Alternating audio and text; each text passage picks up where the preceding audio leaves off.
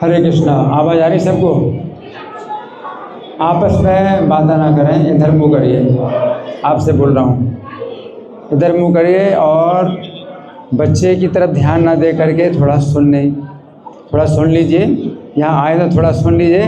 बच्चे के साथ तो आपका हमेशा ध्यान रहेगा ही। आवाज़ आ रही? ठीक आवाज़ आ रही? आवाज़ तो ठीक है। आवाज़ ठीक है? हैं? सही है आवाज़? इसकी आवाज़ कैसी है? इसकी ज़्यादा अच्छी है? धन्यवाद। तो सुनिए थोड़ी देर के लिए। आज के दिन जो भगवान ने संदेश दिया गीता का, तो उसको सुनिए। तो भगवान यहाँ पर श्लोक की दूसरी पंक्ति में कहते हैं कि प्रभुवन्ति उग्र कर्माणः क्षयाय जगतो हिता। अर्थात ऐसे लोग उग्र कर्म करने वाले हैं और जगत के शत्रु हैं और जगत का अनिष्ट करने में ही अपनी शक्ति लगाते हैं। क्या? जगत का अनिष्ट करने में ही अपनी शक्ति लगाते हैं। तो यहाँ पर श्री कृष्ण कह रहे हैं प्रभुवन्ति उग्र कर्माणः।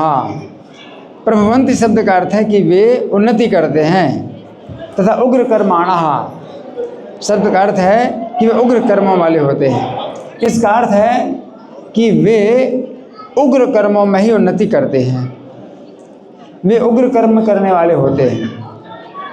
इसका अर्थ है कि वे किसी से डरते नहीं हैं। वे किसी से डरते नहीं हैं। यदि डरते हैं तो डाकू से या पुलिस से डरते हैं। अगर डरते हैं तो डाकू से या पुलिस से डरते हैं, ईश्वर से नहीं डरते हैं। और उनके द्वारा दूसरों की हत्या जैसे भयानक कर्म होते हैं। भागवत 1:11-12 में श्रील प्रभुपाद लिखते हैं, सभ्यता की उन्नति का अनुमान उन मिलों और फैक्ट्रियों की बढ़ोतरी से नहीं लगाया जाता। आजकल यही सोचते हैं भाई कितनी मिलें बढ़ गई और कितनी फैक्ट्रियाँ बनी हैं। सभ्यता का अनुमान उन मिलों तथा फैक्ट्रियों की बढ़ोतरी से नहीं लगाया जाता है जिनसे मनुष्यों की कोमल भावनाएं नष्ट हों।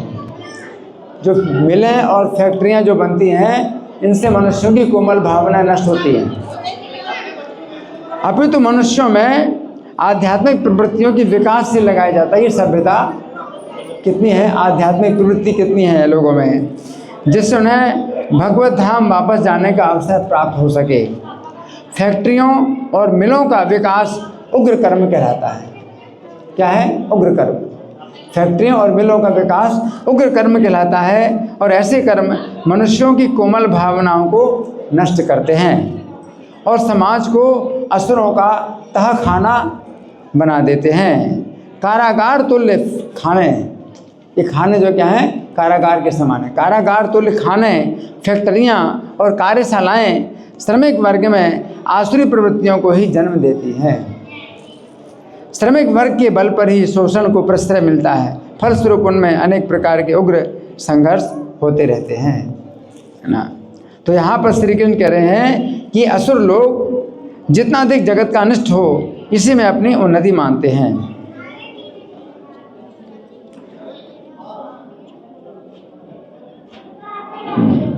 भागवत 5:5-23 के तात्पर्य में श्रील प्रभुपाद लिखते हैं, आसुरी सभ्यता उग्र कर्म के प्रति आसक्त है और अगाध काम वासनाओं की तृप्ति के लिए बड़े बड़े उद्योगों की स्थापना की जाती है। ये लोग भगवत गीता में बताए गए यज्ञों को संपन्न नहीं करते हैं। यज्ञ करने से बादल बनते हैं और पानी बरसता है और प्रचुर वर्षा के कारण प्रचुर अन्न उत्पन्न होता है। इससे निष्कर्ष ये निकलता है कि असुरों के ईश्वर विहीन कर्मों के ही कारण अन्न का अभाव होता है और इस प्रकार विनाशकारी परिणाम प्राप्त होते हैं। तो यहाँ पर श्री कृष्ण कह रहे हैं कि असुर लोग जगत के शत्रु हैं। इसका अर्थ है कि इन लोगों का स्वभाव खराब होने से ये लोग दूसरों का अहित करने में ही लगे रहते हैं। दूसरों का नुकसान करने में इनको सुख मिलता है। तो यहाँ पर श्री कृष्ण कह रहे हैं कि असुर लोग ईर्ष्यालु होते हैं और इस प्रकार वे जगत का अहित करते हैं। भागवत के 8वें स्कंद के अंतर्गत अध्याय संख्या 9 में वर्णन आता है कि जिस समय देवताओं तथा असुरों के सम्मिलित प्रयास से क्षीर सागर से अमृत निकला। उस समय न्याय के अनुसार देवताओं तथा असुरों दोनों को समान रूप से अमृत मिलना चाहिए था, परंतु श्री कृष्ण ने विचार किया कि जिस प्रकार सर्प अत्यंत कुटिल तथा ईर्ष्यालु होता है, उसी प्रकार असुर लोग भी होते हैं, तथा यदि असुरों को अमृत प्राप्त होगा तो जगत का बहुत बड़ा अहित होगा। इसलिए श्री कृष्ण ने मोहिनी नामक स्त्री के रूप में अवतार लेकर असुरों के साथ छल किया और असुरों को अमृत पीने नहीं दिया, बल्कि देवताओं को अमृत पिलाया। तो यहाँ पर श्री कृष्ण कह रहे हैं कि असुर लोग जगत के लिए अनिष्टकारी होते हैं। तो यहाँ पर श्री कृष्ण कह रहे हैं कि असुर लोग जगत के लिए अहितकारी होते हैं। ये समझने की बात है कि सर्प भी आसुरी स्वभाव के होते हैं। महाभारत के आदि पर्व के अंतर्गत अध्याय संख्या 34 में वर्णन आता है कि जिस समय गरुड़ जी ने अपनी माता को तथा अपने आप को सर्पों की दास्ता से मुक्त करने के लिए सर्पों से पूछा कि वे क्या चाहते हैं, उस समय सर्पों ने कहा कि वे अमृत पीना चाहते हैं। सामने मत खड़े होइए, सामने मत खड़े होइए। जिनको सुनना है वो आगे आ जाए और जिनको नहीं सुनना है वो बाहर चले जाएं। उस समय सर्पों ने कहा कि वे अमृत पीना चाहते हैं। ऐसी स्थिति में गरुड़ जी ने अपने पराक्रम से सभी देवताओं को परास्त करके अमृत छीन लिया। उस समय इंद्र ने गरुड़ जी से मित्रता के भाव में ये बात निश्चित की कि जिस समय गरुड़ जी सर्पों को अमृत दे देंगे और दास्ता से मुक्त हो जाएंगे, उस समय इंद्र सर्पों के साथ छल करके अमृत का अपहरण कर लेंगे और सर्पों को अमृत पीने नहीं देंगे, क्योंकि सर्प लोग भी अपने आसुरी स्वभाव के कारण अत्यंत क्रूर होते हैं तथा जगत का अहित करते हैं। तो यहाँ पर भगवान जो बता रहे हैं कि जगत का अहित करने वाले प्रभवंत उग्र कर्माणा छाया जगतो हिता, कि वे जो है जितनी भी उन्नति करते हैं अपने कार्यों में, तो वो क्या होता है, जगत के अहित के लिए होता है, जगत के विनाश के लिए होता है ना। तो ये जो इंद्रिय तृप्ति के जितने भी कार्य हो रहे हैं, तो ये क्या होते हैं, इसमें क्या होता है, जगत का अहित होता है। कि जो जितना ज़्यादा इंद्रिय तृप्ति कोई व्यक्ति करता है तो फिर उसके स्वभाव में क्रूरता आ जाती है। स्वभाव में क्रूरता आ जाती है तो पशुओं के प्रति वो जो है हिंसा करते हैं, पशुओं की हत्या करते हैं। और पशुओं की हत्या जब होती है तो बड़ी भारी संख्या में पशुओं की हत्या होती है। तो इन पशुओं की हत्या जब भारी संख्या में होती है तो भौतिक प्रकृति के द्वारा फिर प्रतिक्रिया होती है और उनके दिमाग में फिर ये विचार आते हैं कि भारी संख्या में मनुष्यों की भी कैसे हत्या की जाए। ये विचार उनके दिमाग में जो विचार आते हैं कि भारी संख्या में मनुष्यों की हत्या की जाए, क्योंकि भौतिक प्रकृति इसका जो है प्रतिक्रिया देती है। भारी संख्या में पशुओं की हत्या कर रहे हैं, बेचारे पशु जो है बिल्कुल निर्दोष हैं और आश्रित होते हैं, तो उनकी हत्या जब की जाती है तो प्रकृति इसका जो है परिणाम, जो प्रतिक्रिया है वो ऐसी होती है। प्रकृति ऐसी होती है कि उनके दिमाग में फिर विनाशकारी विचार पैदा होते हैं। और जिस तरह से भारी संख्या में पशुओं की हत्या होती है, उसी प्रकार से प्रकृति ऐसी व्यवस्था करती है कि भारी संख्या में मनुष्यों की भी हत्या हो। इसी कारण से उनके दिमाग में विचार पैदा होते हैं जो परमाणु बम और नाभिकीय अस्त्र, जो न्यूक्लियर बम, तो ये सब जो बन रहे हैं, ये पशुओं की हत्या जो अधिक से अधिक संख्या में। पशुओं की हत्या के लिए तो ये बताया गया है कि किसी को अगर मांस खाने की इच्छा है तो अमावस्या की रात्रि में काली देवी के सामने मंदिर में वो जो है एक पशु की हत्या करेगा और मंदिर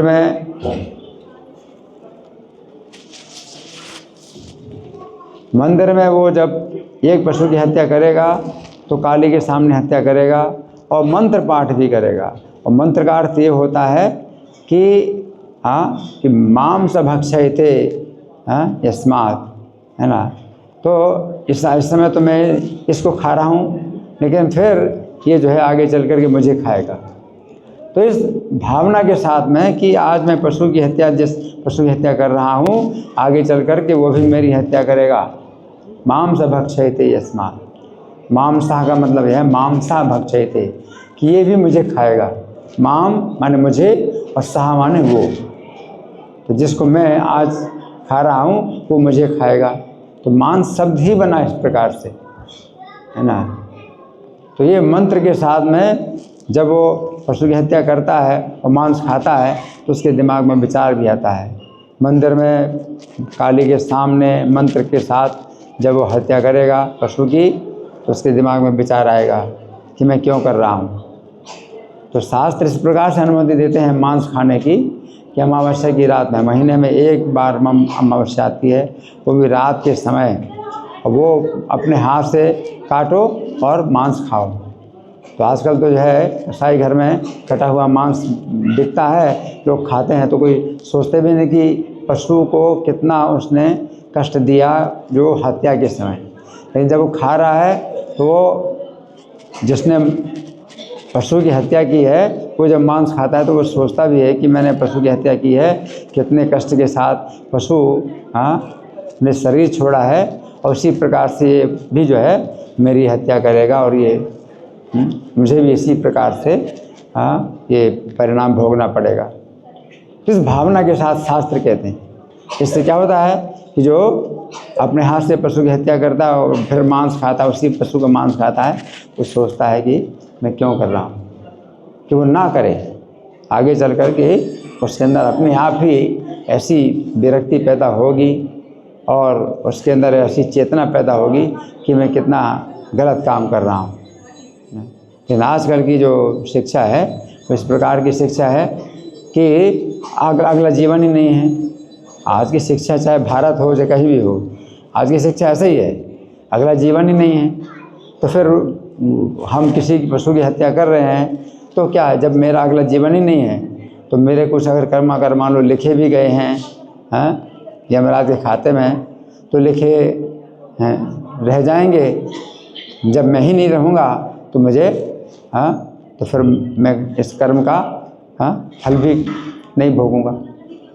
इस प्रकार की जो है जो अज्ञान है, ये अज्ञान के कारण ही ये सब जो है कार्य जो गलत काम हो रहे हैं।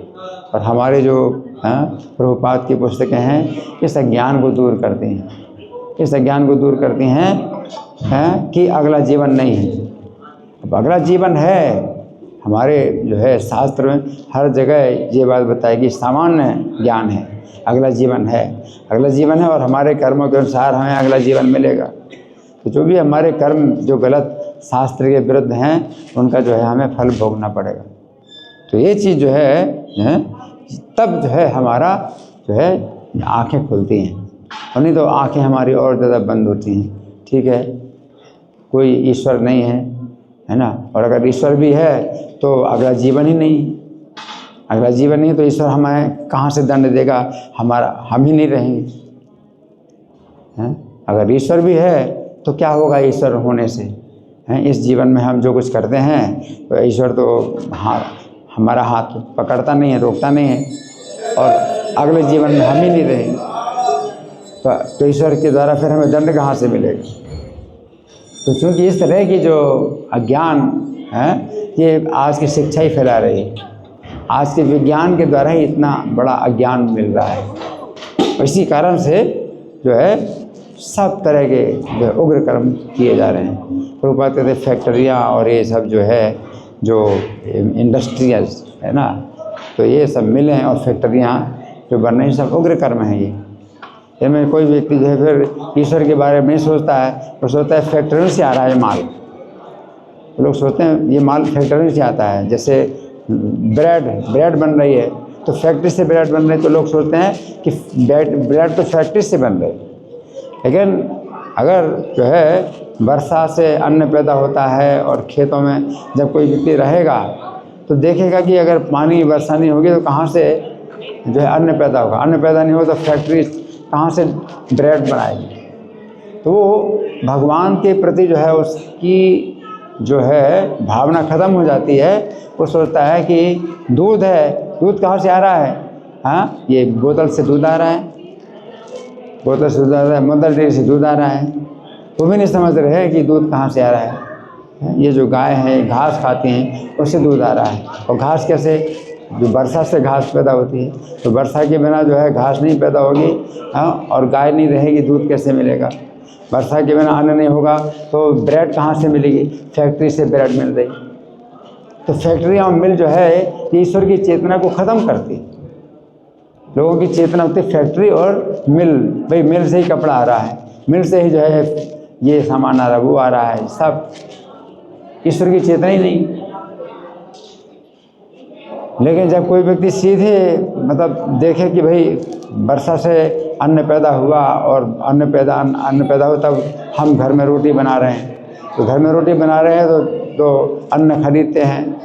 आजकल कोई अन्न खरीदते ही नहीं, आटा खरीदते ही नहीं, सब जो है फैक्ट्री से बना हुआ जो है रेडीमेड वो जो है खा रहे हैं और सोचते हैं कि ईश्वर की हमें कोई आवश्यकता नहीं है, वर्षा हो या ना हो क्या फ़र्क पड़ता है। तो चेतना जो है इस तरह की ईश्वर विहीन चेतना हो रही लोगों में। तो प्रभुपाद कहते हैं मनुष्य की कोमल भावनाएं खत्म होती है ना। तो ये चीज़ है कि आज की जो शिक्षा है, आज का जो विज्ञान है, वो इतना बड़ा ज्ञान पैदा कर रहा है, अगला जीवन ही नहीं। नहीं तो हर कोई व्यक्ति सोचेगा कि मैं अभी ये काम कर रहा हूँ, इतना गलत काम कर रहा हूँ, अगले जीवन में मुझे क्या गति मिलेगी, कितनी बुरी गति होगी अगले जीवन में, है हम ये काम क्यों करें। तो इस तरह से जो है व्यक्ति को डर लगता है। नरक भी है, नरक में कैसी यातनाएं भोगनी पड़ती हैं ये भी लोगों को बताया जाता है कि कैसे कैसे लोग नरक में जाते हैं। तो वो सब चीज़ें मतलब है ही नहीं, चेतना ही नहीं है बिल्कुल। आज की शिक्षा क्या कहती है कि सब नरक मानते हो, अगला जीवन मानते हो, ये सब पिछड़े लोगों की बातें हैं। हम तो बहुत आगे बढ़ गए हैं, हम तो साइंस में बहुत आगे बढ़ गए हैं, हम तो शिक्षा में बहुत आगे बढ़ गए हैं। अब पिछले जो है पिछले जन्म की बातें, अगले जन्म की बातें हैं, सब जो है कल्पना है।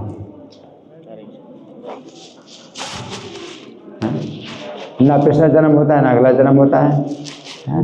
बस हम पैदा हुए तो इतनी तारीख को हम पैदा हुए, इतनी तारीख को हम मर जाएंगे, तो हमारा फिर अगला जीवन भी नहीं होगा, और इतनी तारीख को हम पैदा हुए उसके पहले हमारा कोई जीवन था ही नहीं। तो यही जो है पशु की जो है बुद्धि है कि शरीर के साथ मैं पैदा होता हूँ, शरीर के साथ मैं मर जाता हूँ, तो बस ख़त्म बात है, कहानी ख़त्म है ना। तो जो अच्छा लगे सो करो, यत मत तत्पथ, जो अच्छा लगे, जैसा आपका मत है वही रास्ता, अपना अपना मत है, अपने अपने सिद्ध अपने अपने विचार हैं, सब ठीक है। गीता में जो भगवान ने कहा वो उनके विचार हैं, लेकिन हमारे विचार कुछ ये हैं, आपके विचार ये हैं, सब अपने अपने विचार से चल रहे हैं, ठीक है, सबका अपना अपना विचार होता है। तो ये सब चीज़ें जो है मतलब आज की शिक्षा, आज का विज्ञान जो है हमें इस प्रकार का ज्ञान दे रहे हैं। हरे कृष्णा। ग्रंथराज श्रीमद् भगवद गीता की जय, श्रील प्रभुपाद की जय।